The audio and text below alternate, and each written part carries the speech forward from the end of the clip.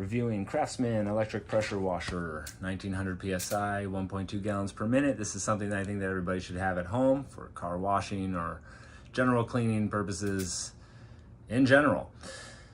Now, immediately out of the box, I was impressed because I do like the lightweight of plastics, but this thing is mostly metal and I'm old school. I like that. This is the second pressure washer that I bought this month. The previous one was mostly plastic and it was advertised at 3600 PSI. And when I saw it out of the box, I said to myself, how much confidence am I gonna have in plastic parts handling that much pressure? And sure enough, as soon as I cranked it all the way up to its max, busted something in it and water started coming out of the entire console. Got a refund, purchased the Craftsman. This thing is awesome. Again, all the metal parts, that's what I think counts.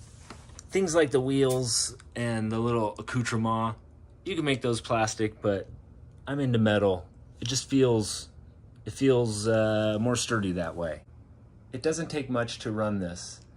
It's only 120 volts, so 13 amps. The pressure of inlet water, you only need 20 to 100 PSI, so you could literally turn on the spigot just a bit and it will provide enough PSI for this. One of the cool features is that it comes with the soap tank and the soap nozzle, which is really handy when you're washing cars or washing the side of your house. Anything really.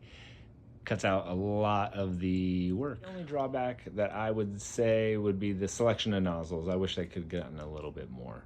Although this turbo nozzle is legit. You got a standard one for what you would normally use for pressure washer needs, and then you have the soap nozzle. Altogether, a really good product, a really good deal. I got it for under $200. I definitely recommend it. For sure, you want one of these at your home.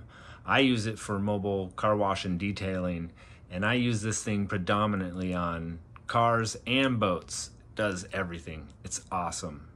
Pick one of these up. You hear?